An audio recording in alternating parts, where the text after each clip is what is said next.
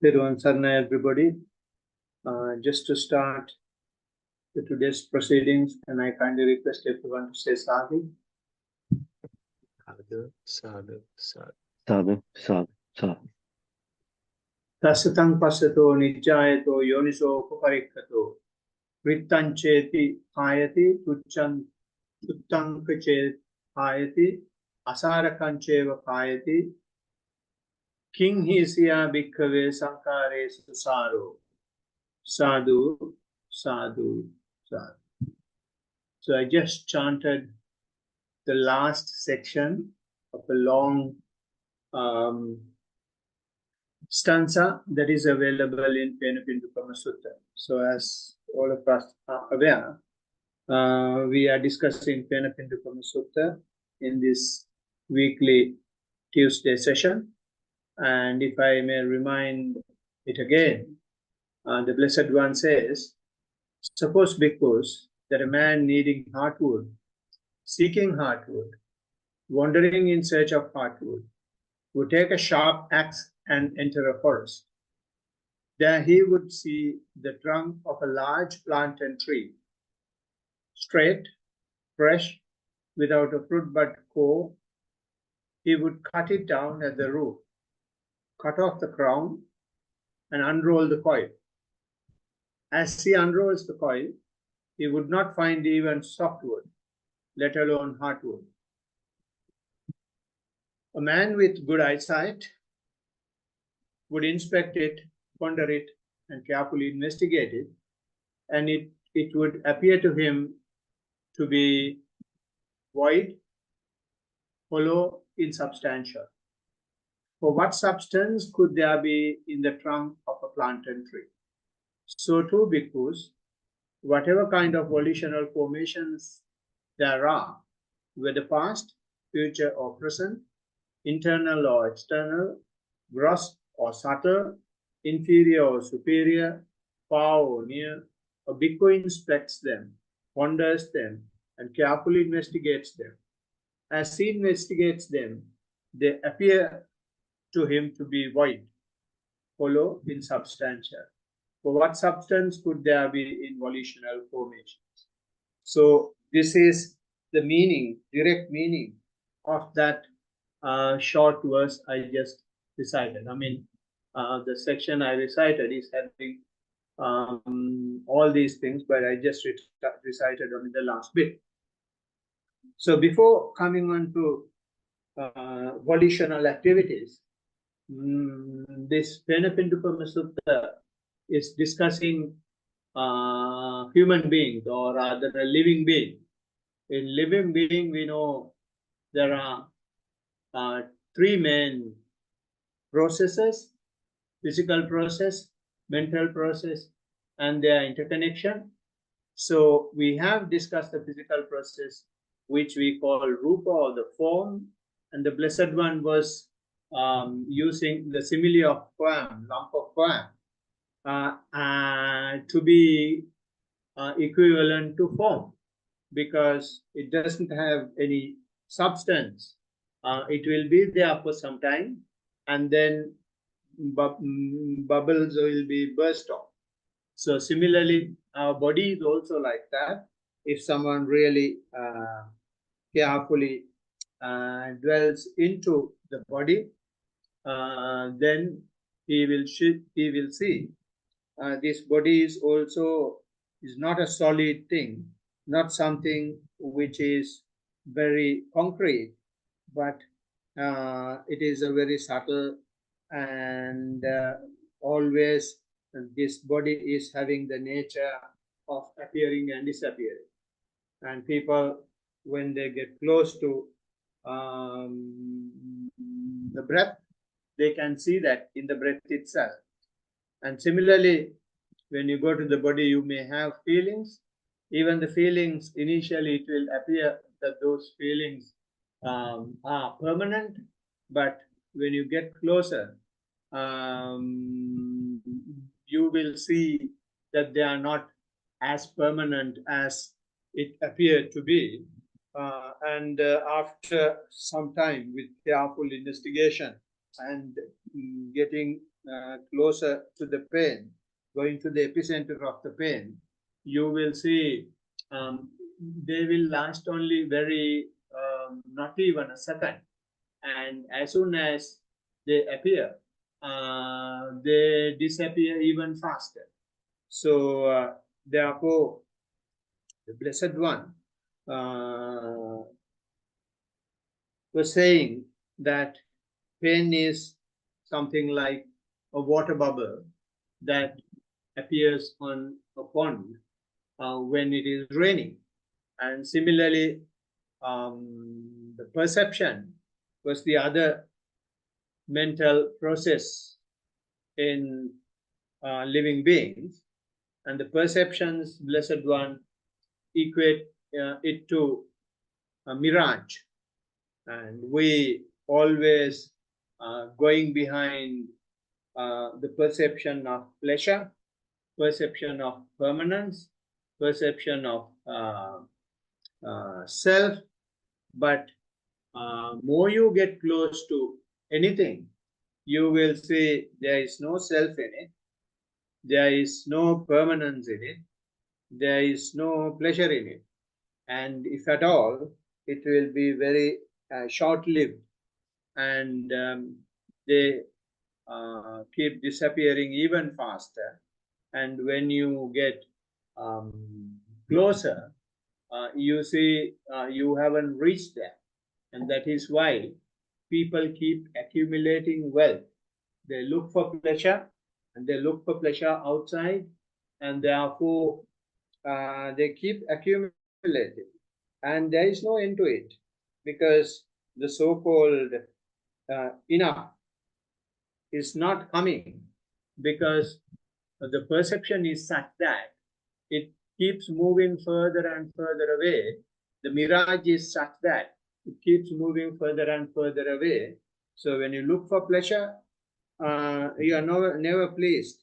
When you look for self, you never find. When you look for permanence, you never find.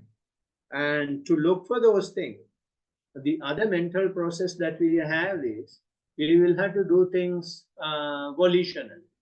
Initially, when we have this perception of permanence, self, and pleasure,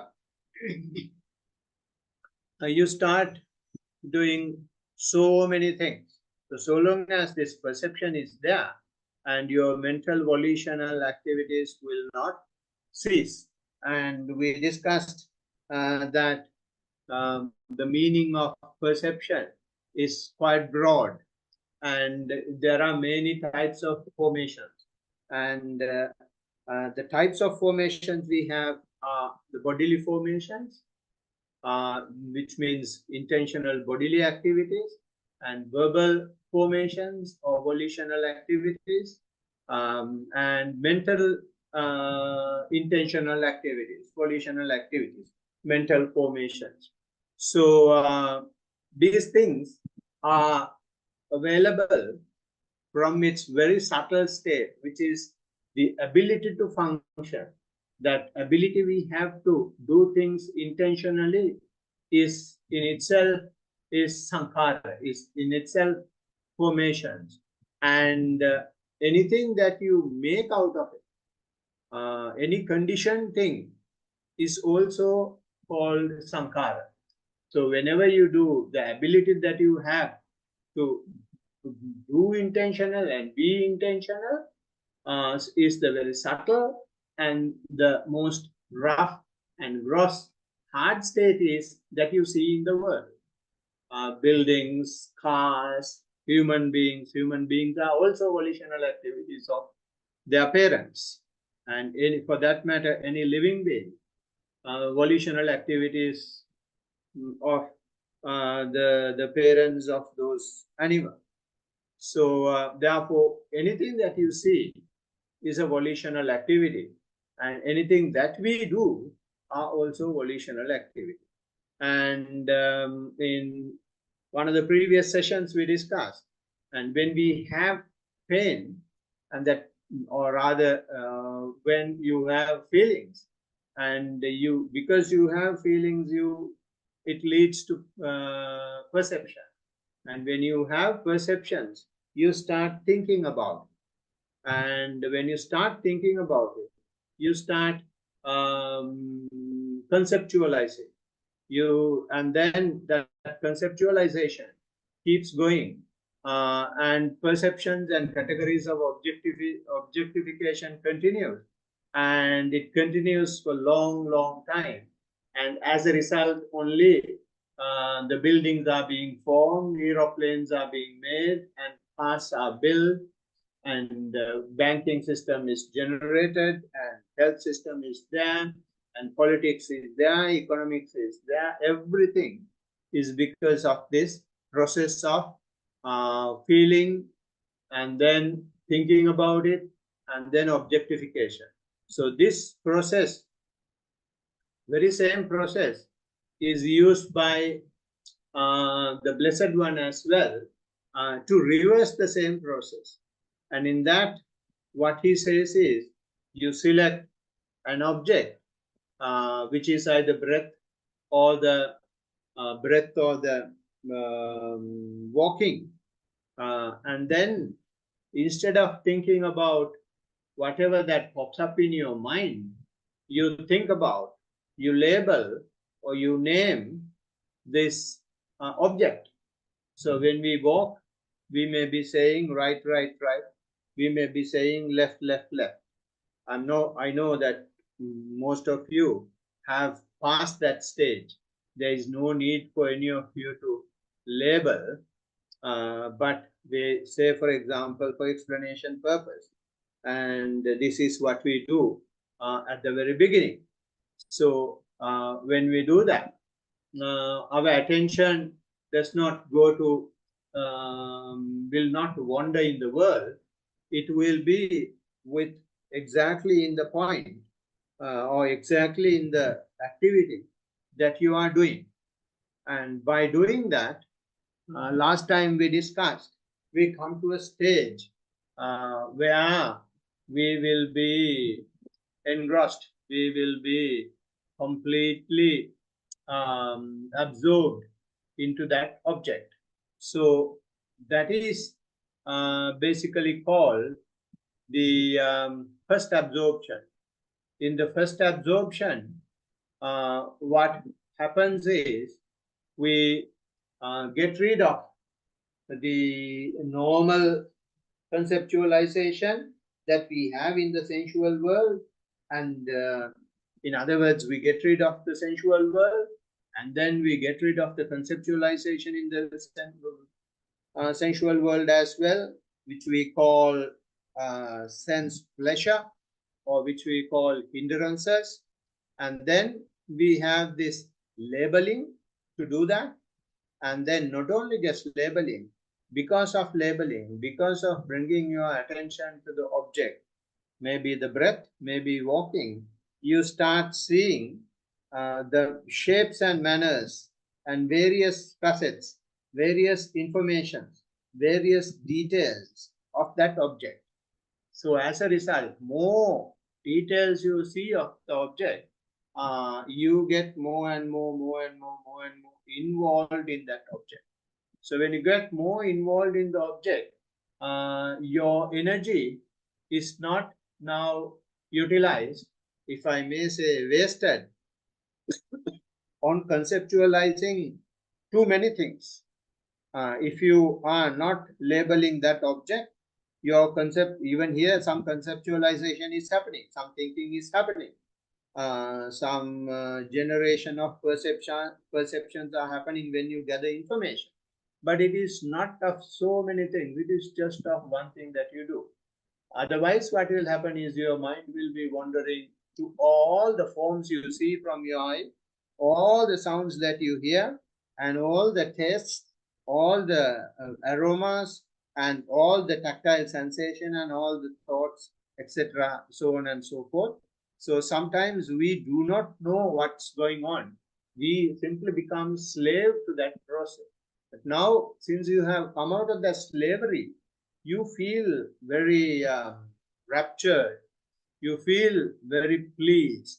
So therefore, in the first absorption, you have this situation. You are very calm and serene with this so-called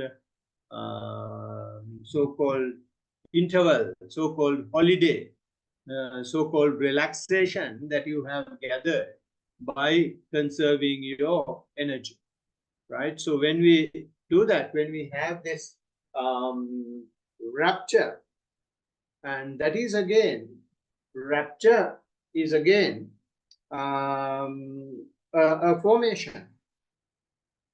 Now, when we come into the first absorption, in the first absorption, you are having a formation. You are labeling means you are intentionally doing that activity. So when you intentionally label, it's an intentional verbal activity. So when you keep on doing that, since you are now getting used to get rid of what you call more frictional things, using a less frictional activity, when you are in the first absorption with labeling and gathering information about the main object that you are, main object or any other object that may come your way, mind will realize that mind will be tired of labeling, and then mind will try whether it is possible for the mind simply to observe instead of labeling it, and instead of intentional gathering of information, because you have gathered so much of information and you are so much with the object, and mind will be tired, and initially it was a relaxation, but now it realizes this mental activity is also a pain in the neck. Then what happens is, in the second absorption, they will drop that verbal volitional activity, and then also drop the collection of information, which is a mental activity.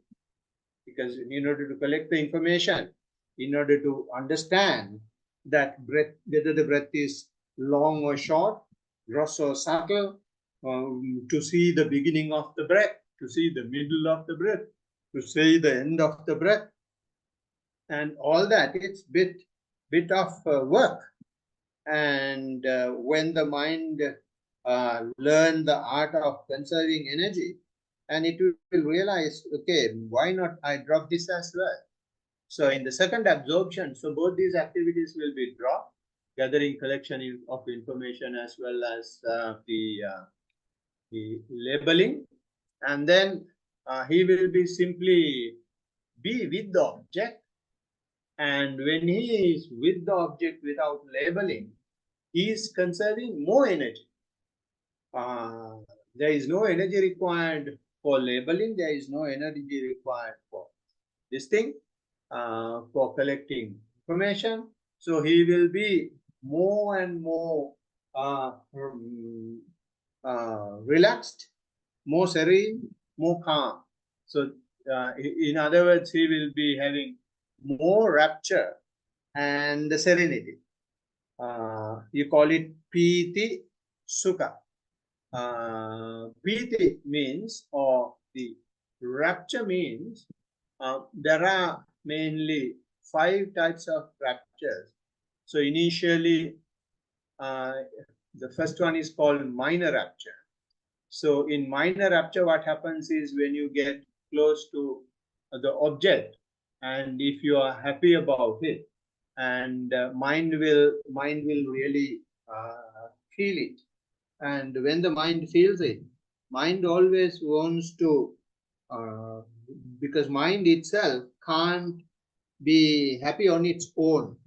Mind always requires the help of the body, help of the physical process to enjoy this. So that is why when people are happy, they keep singing. When people are happy, they keep laughing and smiling. And there are things people do when they are happy, because that happiness cannot alone be consumed by the mind. It wants some way to manifest it, some way to express it, some way to translate it to. So it's the same way even in the practice. When the mind is happy, mind wants to enjoy that.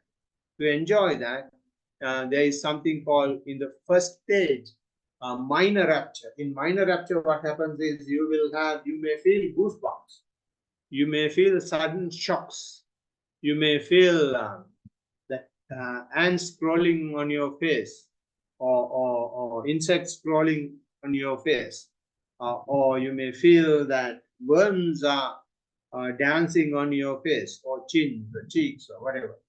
Basically, you feel that in areas where the skin is so soft. So that is called minor rupture, and that is an indication that your mind is happy. But most of the time, what happens is when the beginners, when this happens, they open eyes and see.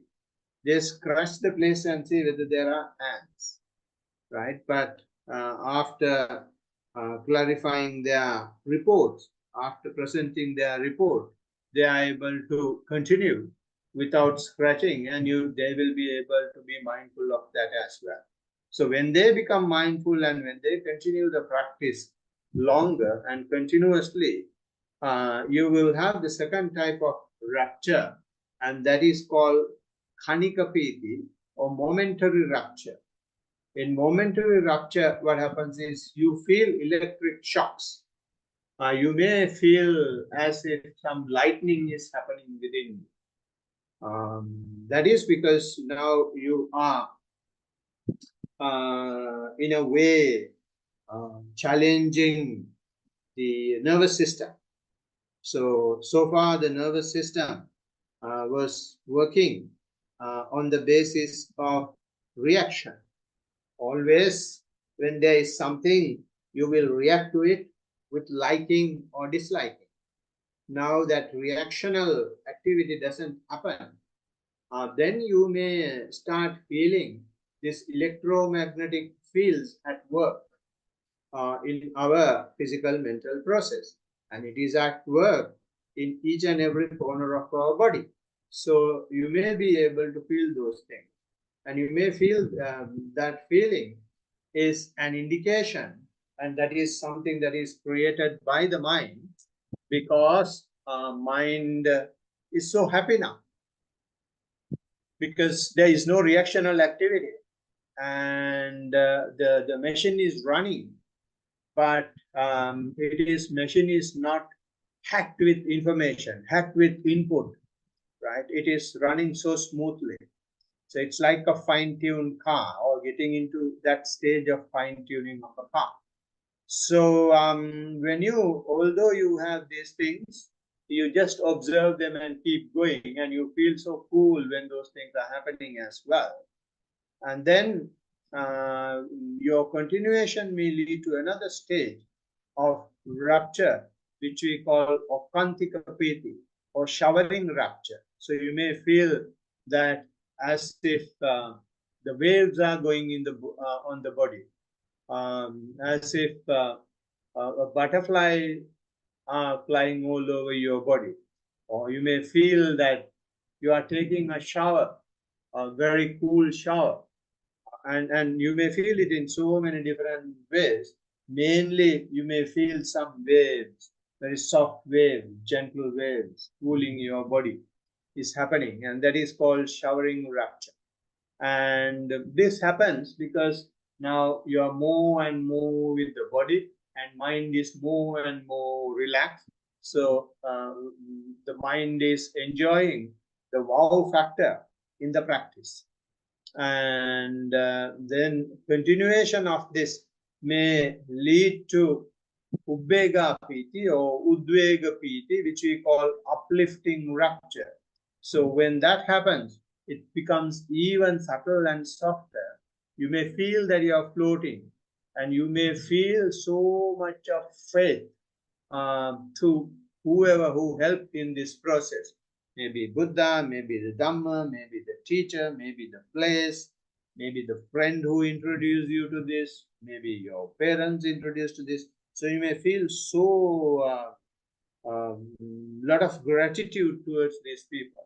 And when that happens, I have seen people while practicing, they just take both the hands onto the head and bow down like anything. The whole time they will be bowing down, bowing down, bowing down. And the other people become so astonished as to what is happening. But that's a way. I'm not telling that this must happen to everybody, but for some people it happens. And some people just be mindful of anything that goes on and they may be able to quickly go through. But for some people, they may start enjoying these things. And enjoying and having those things means is slightly lack of mindfulness. So since your mindfulness is not very strong, these situations are manifested so that outside world also can see. But a keen and skillful practitioner, these things will happen, but he will not.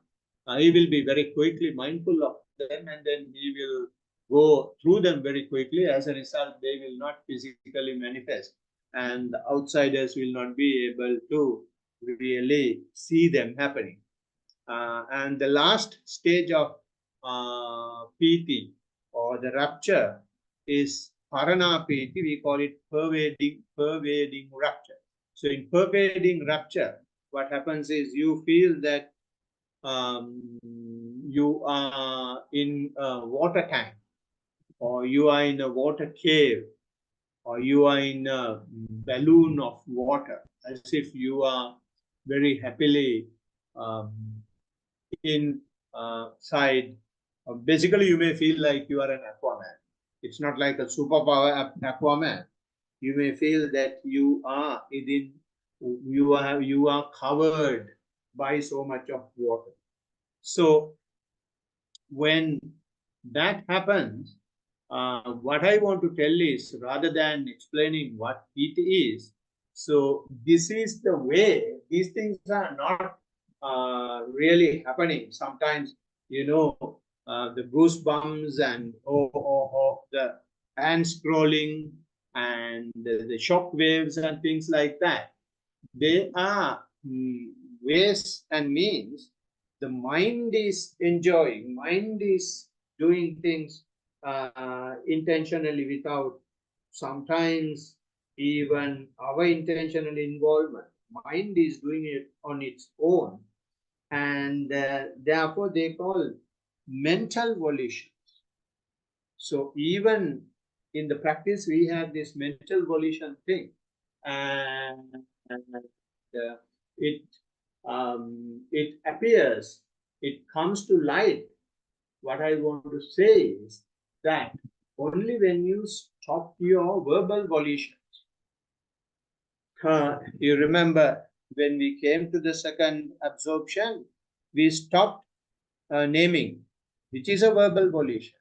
So as a result of stopping verbal volition, we are able to see mental volition, which is trying to lead the game. So we get close to the body by using the verbal volition. But when we get close to the body, although the verbal volitions are stopped, verbal formations are stopped, immediately that job is taken over by the mental volition. And mental volition is keeping the physical process, physical volition active.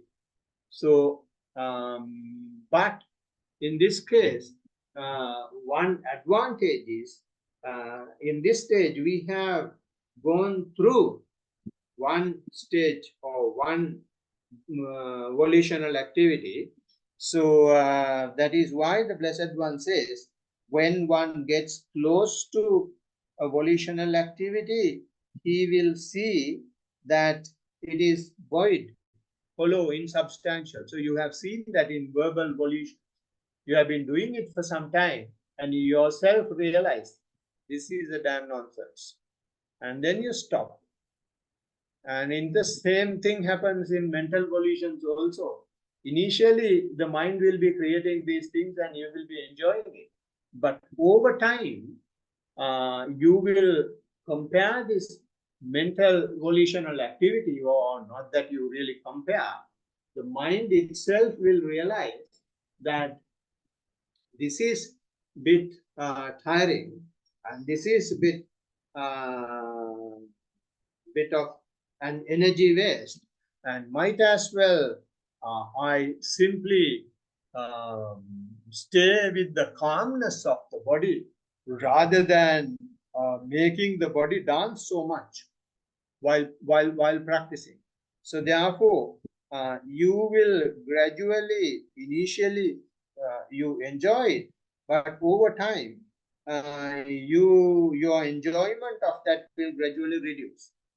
So when the enjoyment of that gradually reduce, you will be closer, more and more to your physical process. So you will be with your physical process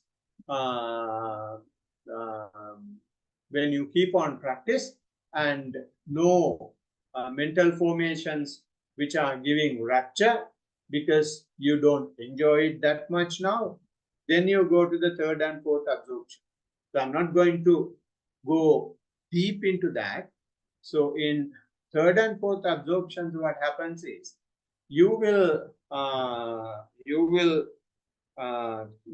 get close to the body, and you will be observing your breath very closely, and you may see that there is no breath to observe as such, but your body is completely at ease, at peace. So you will be just be with that body, and when you continue to be with that body, and it will come to a stage that you have no real happiness in the body. There is no real unhappiness in the body as well.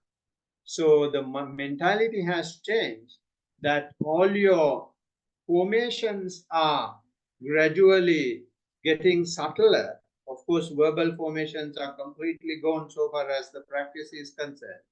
The verbal formations are also completely gone, and it's only the physical formations are left. And even the physical formations are at its lowest point. You cannot really enjoy them as much, or the mind is not trying to enjoy as such, and you maintain perfect balance of this serene, calm situation. And that, depending on the factors, maybe your third or fourth absorption, which I'm not going to take in detail at this stage because we are discussing formations. So what I want to show you is that in this manner, through verbal formations and then tapping the mental formations, we gradually, when those two happens, you can see the physical formation on its own will gradually start to disappear and start to calm down. So once it starts to calm down, in the books says you are in very serene, it's a very equanimous state. In this equanimous state, mental formations will not just leave you. Mental formations will try to create subtle defilements. Subtle defilements using your own practice. And some people, they call them illuminations, obasa. And there what happens is you may feel it is so much luminous, very sharp white or light blue or light yellow and maybe green. You may start seeing so many lights. So they are again a mental formation. because now you are really challenging mental formations. Verbal formations are not coming into the picture, and the bodily formations are also not there. So the mind is now trying to trap you. So they may create these illuminations, or sometimes they may twist your mind, and they may give a thought process where you really understand left, right, center of Dhamma. You will have a lot of Dhamma knowledge, and they will have a thought process. That creation of such a thought process may also be a defilement. And another is even again, this rapturous situations might come and try to challenge you, or even the tranquility of the body. You may feel so much tranquil, and you may be trying your level best to achieve that. And that is again, when you sit and practice, if you try to look for it, and then again it becomes a defilement, and that is again a creation of the mind, a mental volitional activity. Or maybe sometimes when you practice, you may be you don't know, involuntarily you may say, you may be looking for bliss. Again, it may be a trick of the mind, a mental volition. Or when the practice is going so well, only these things are happening.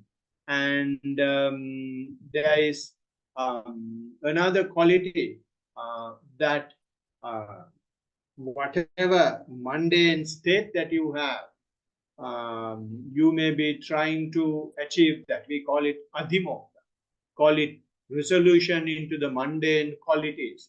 So this rapturous, tranquil bliss states, when you pass those things, and you may go to completely a state where you don't feel your body at all. You may be going into a state where complete emptiness, or complete no feeling state, or maybe a state where the perception is so subtle you cannot exactly identify what it is.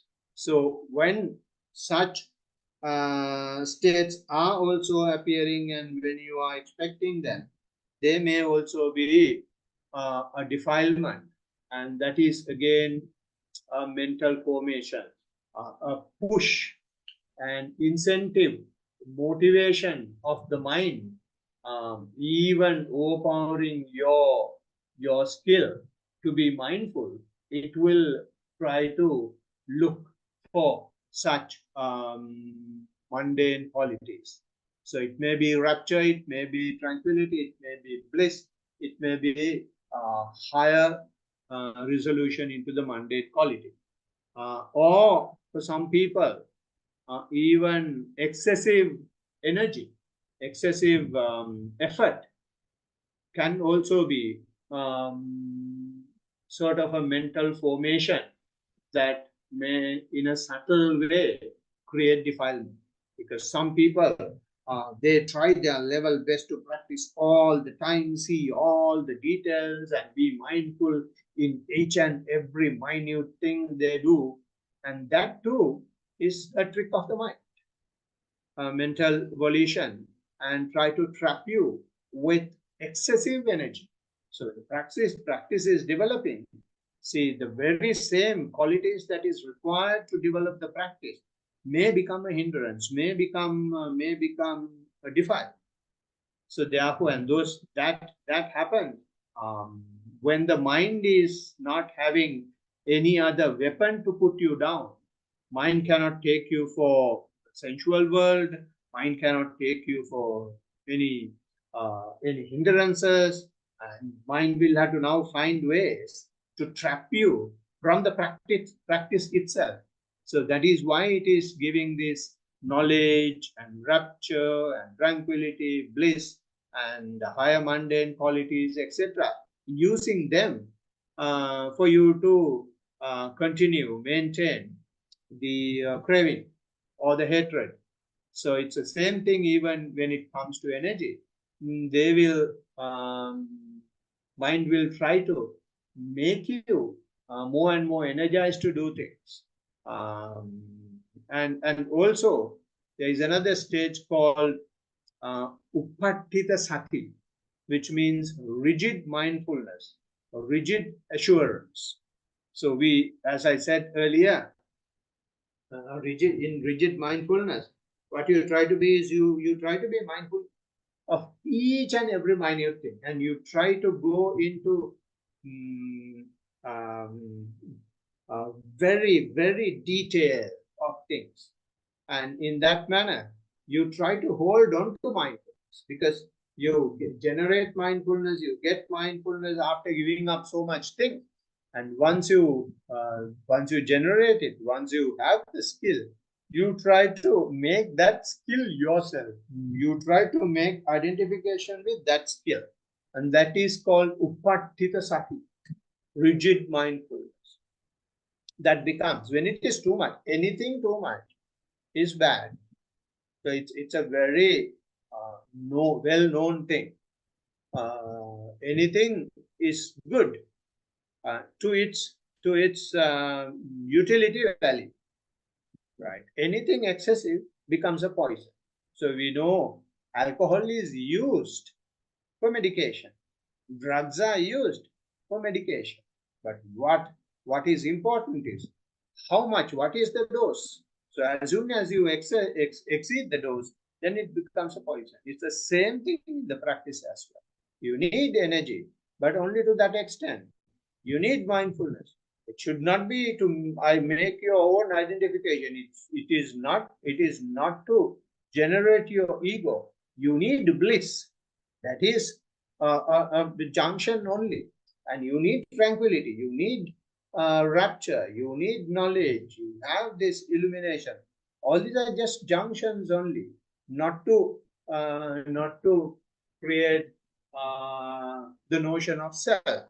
And similarly, equanimity. When you are equanimous, that also you may be try to hold on to equanimity.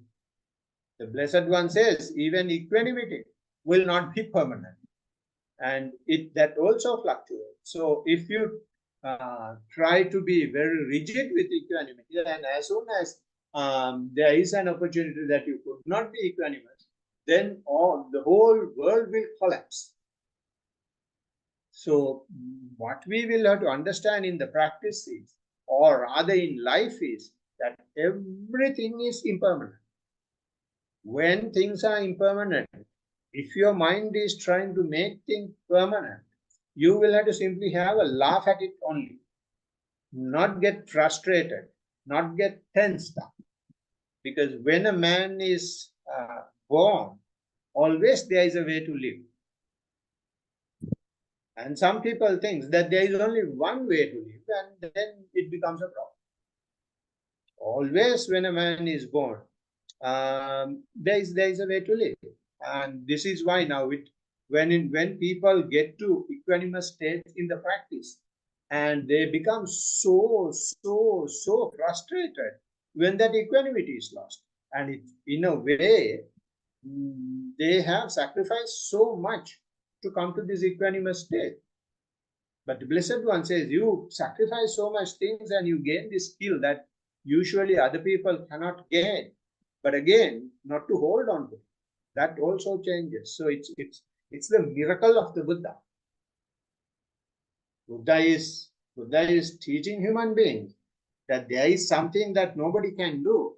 But if you try your level best, you will be able to achieve it. But once you achieve it, ensure that your mind knows that even will be impermanent, and even that very same thing that you have generated by sacrificing everything else, this also will go.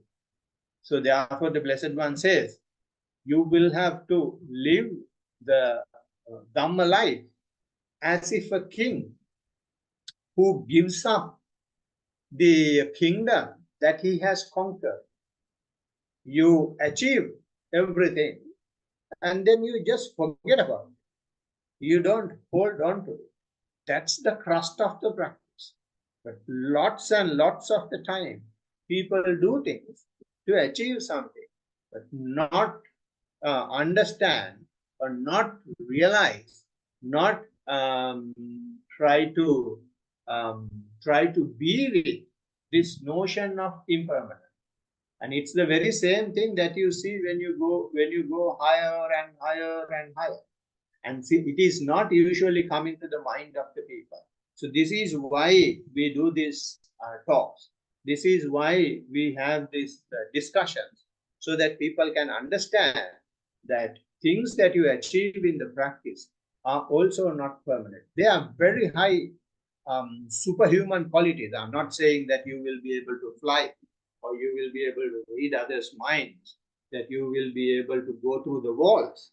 But this being equanimous is a quality that usually human beings can't do.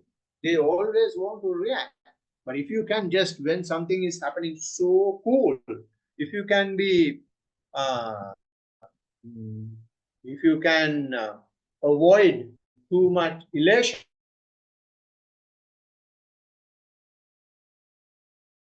and if something goes break down, then that is equanimity.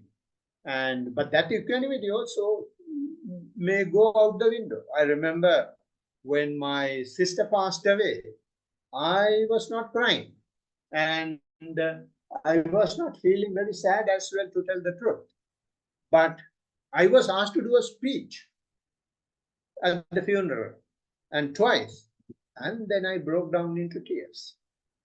I was able to, quickly recover, but it is because I was able to be equanimous at some stage, but there are points that equanimity goes away. And if someone is holding on to that I'm really equanimous and mine will never be fallen, mine will never be shattered, then he's making an identification with the equanimity itself. So all these things are damn tricks by our mind. These are the mental volitions. So the mind is trying its level best to create some sort of jugglery so that we will be trapped. So that is why we call the ability to function in that manner.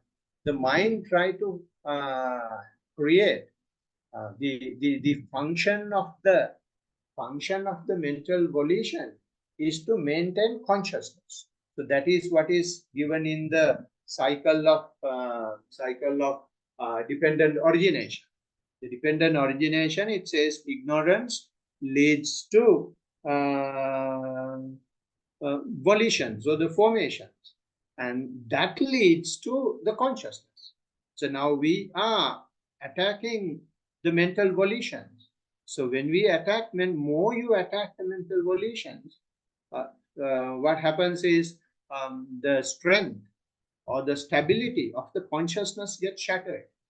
So when that gets shattered, the complexity and the sharpness of mental volitions increase. So it is trying its all the weapons, all the ammunitions, all the tricks in the books to ensure that the consciousness continues. So that is why when your practice is going so well, there will have mental volitions that will try to trap you down.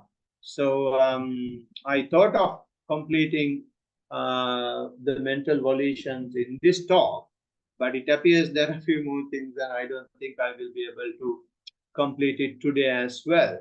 So without getting on to the next topic of discussion in the mental volitions, so I would like to conclude the talk and hope this talk you will be able to relate to your practice and make sense and see and understand for yourself how lucky you are to get into the practice and to know how these things are happening.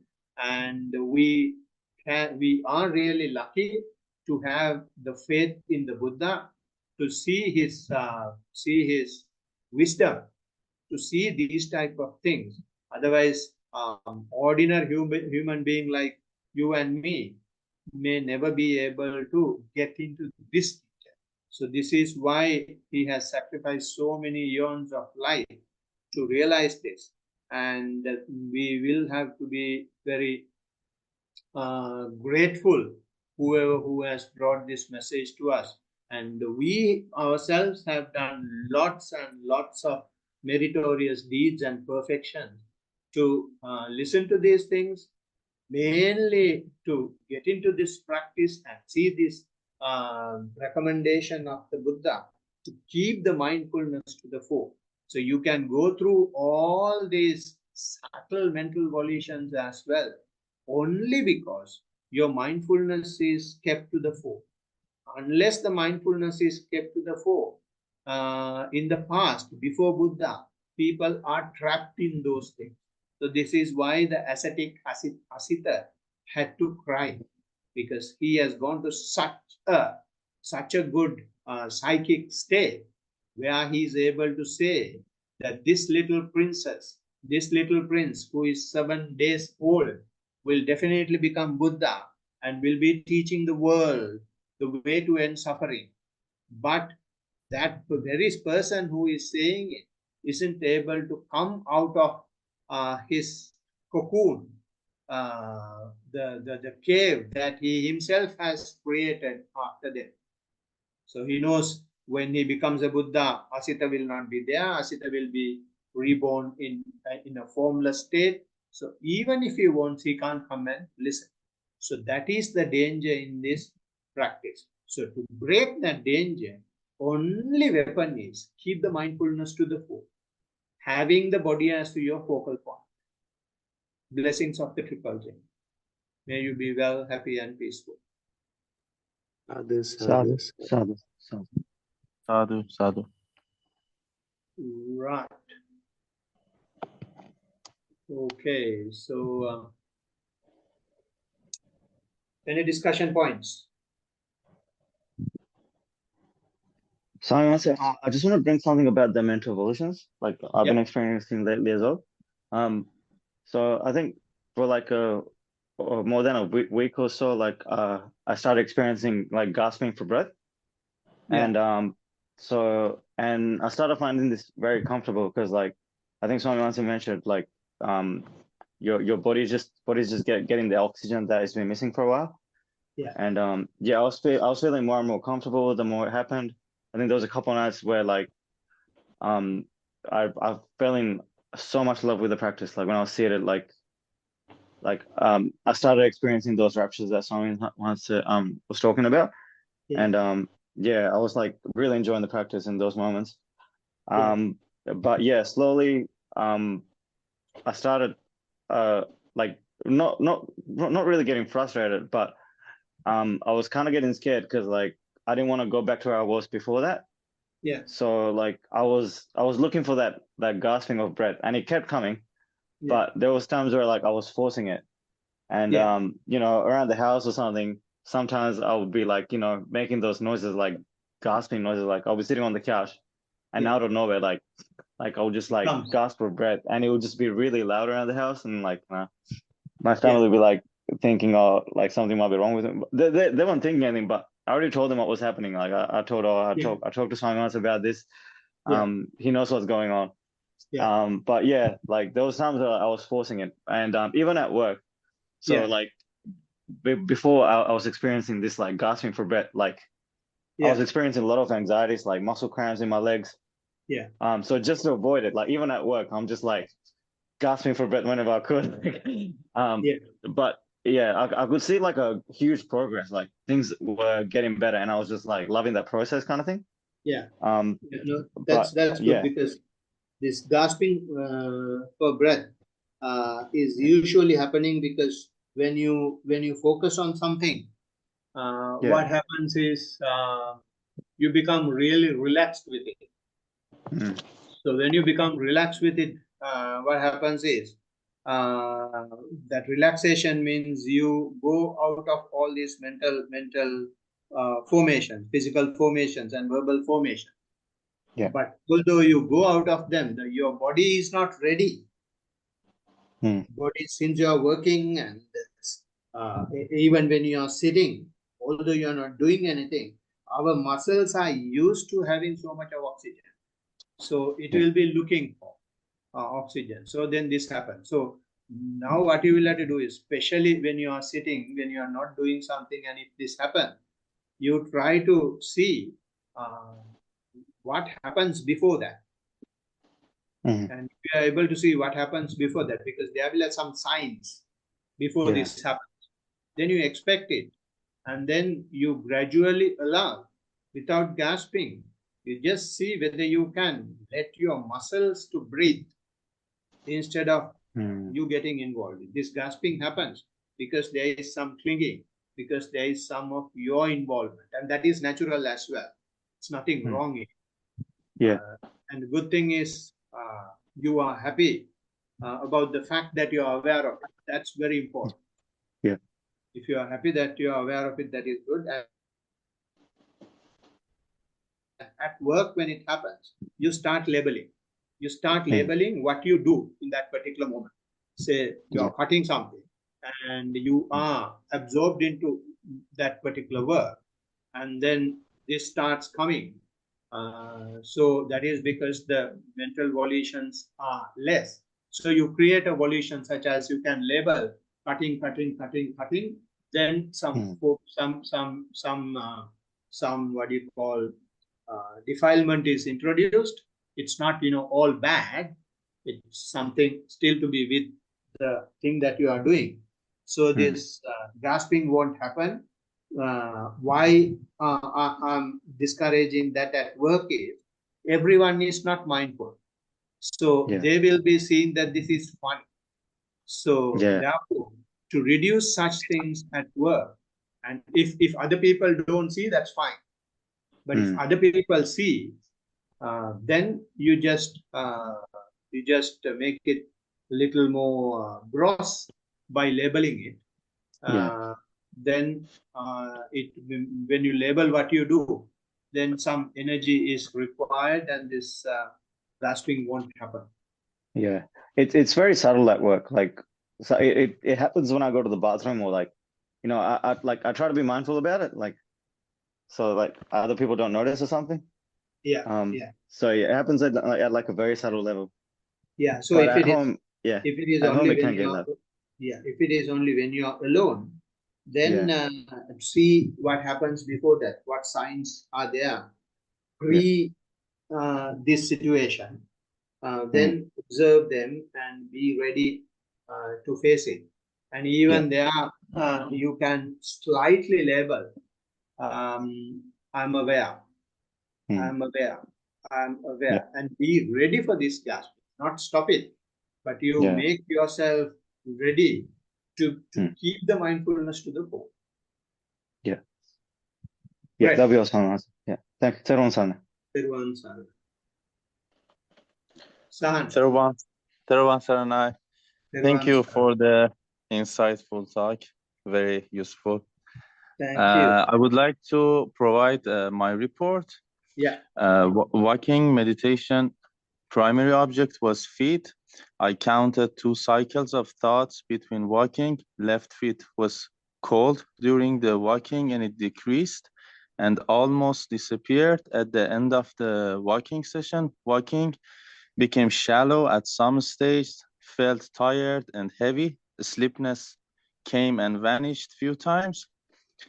Sensed, smelled, and thoughts appeared and vanished. Saw and the imagination arose and vanished. Sense, smell again, and imagination arose and vanished. Sitting, a primary object was breath, a steady rhythm of in and exhalation, changed to subtle and more subtle breath, few times longer and deeper in and exhalation, and at one stage, almost non-existent breath. Burning sensation appeared on my back and increased and decreased and increased again. Changed my posture to a straight sitting, and burning sensation decreased. Hatred, irritation appeared and vanished. Thoughts, imagination, and dreamlike situation appeared many times. Good. And I would like to apologize also because I'm going to the gym, so I'm not able to read the merit today. I know that's It's all right. Yeah, it's very crowded there. Sorry. Yeah, no, that's all right. Your practice is going well, and you let things happen, and you maintain your vigilance to whatever is happening. So that's very good, and that is what we call continuation of mindfulness, and which we call clear comprehension or the full awareness. And there is one place where you mentioned that you change your posture when the burning sensation is there, and it's okay if it is really, really difficult, but try your level best not to change the posture. In that manner, you will be able to go to another layer of imaginations, another layer of thought, another layer of annoyance, another layer of anxiety coming up. So all these are coming up in layers. So as soon as you change the posture, you do some reaction, those layers will not come out. So in order to bring them out, we can be as still as possible, as motionless as possible. So then they will gradually come up because you are not responding to what is there. So changing the posture is a response, is a reaction to what is there. So therefore the layer below that stays as it is. Make sense? Right. Yes, definitely. Thank you. Anything else from Brisbane, Chato? Yes. Sorry. You know, a little while ago, we were having sort of like this discussion about this thing that happens where basically if I'm thinking of someone or another person who I know very well is thinking about me, probably I have an idea of it happening. And the example is like, I need to call someone, and that person, when I go to the phone, that person's already calling me, something like that. So the conditions for that happening is that I have to know the person and like know them well. Like if it's just a random person, it'll never happen. I have to be like connected to that person, like personally. But there was a situation where even this was happened to me here now, where I don't even know the person and it's happening. And I feel like the occurrence of this is increasing, steadily increasing. My question is, when I was in Mitrigala, none of this happened. I was, busy doing my stuff. I never thought about I didn't really think much about the rest of the world, nor did I have these sort of feelings or this sort of connection happening. So I guess my question would be, why in the, this sort of world I get these connections, but in Mitrigala, no, none. I don't know why none in Mitrigala, not why it is happening is because the mind is getting purified. When the mind is getting, this is exactly what we discussed today. When the mind gets purified, mind wants to find ways to keep you hooked onto things. So to keep you hooked onto things, the mind can't give you sense pleasure. Mind can't give you anything less. So it wants to show you that you have some ability. So these are the things that people before you or before Buddha got trapped into. So the Buddha condemned them like dirt, like prostitutes. That's the word he used. For one of the monks, he said, "You better would have removed your robe before prostitute rather than doing it."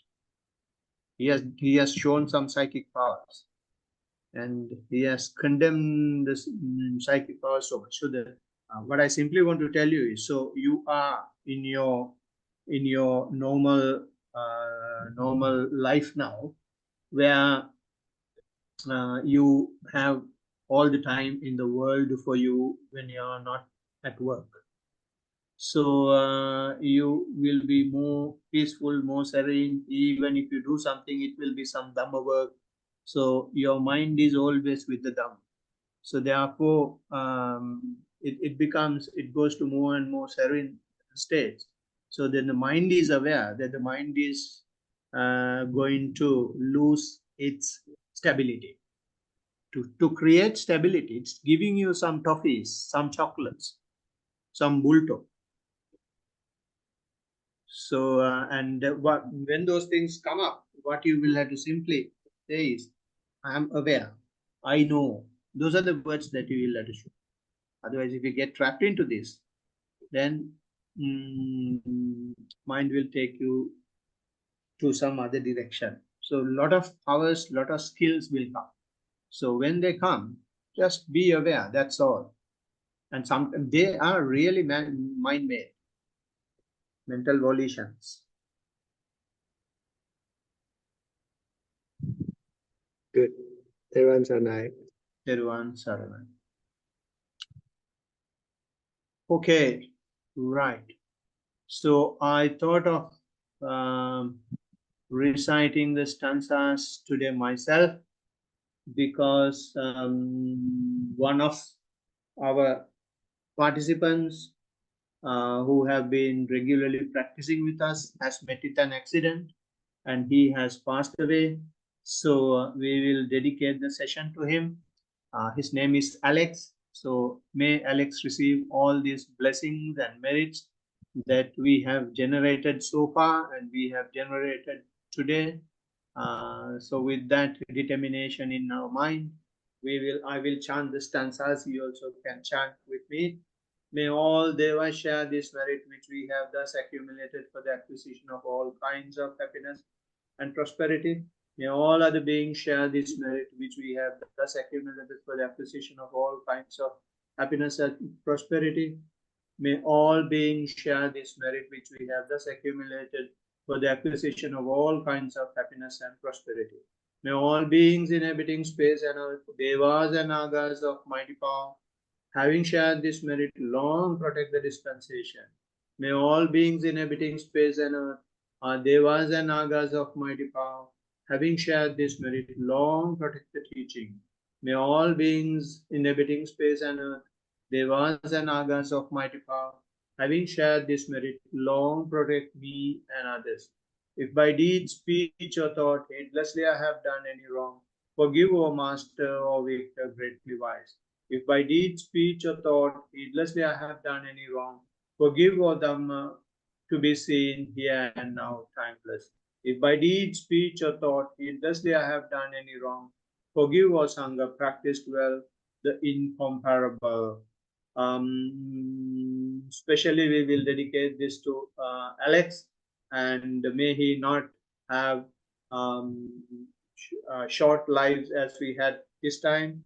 May he have a place of birth where he will be able to continue this wonderful practice. So with that blessing in mind, we will transfer the merits. Let this merit accrue to our departed relatives and may they be happy. Let this merit accrue to our departed relatives and may they be happy. Let this merit accrue to our departed relatives and may they be happy. By the grace of this merit that I have acquired, may I never follow the foolish, but only the wise up to the time I attain Nibbana. By the grace of this merit that I have acquired, may I never follow the foolish, but only the wise up to the time I attain Nibbana. By the grace of this merit that I have acquired, may I never follow the foolish, but only the wise up to the time I attain Nibbana. Sadhu, sadhu, sadhu. Blessings of the Triple Gem to all of you. Therwan Saranai. Therwan Saranai. All right, I'm disconnecting from here. Thank you, Bhante. Therwan Saranai.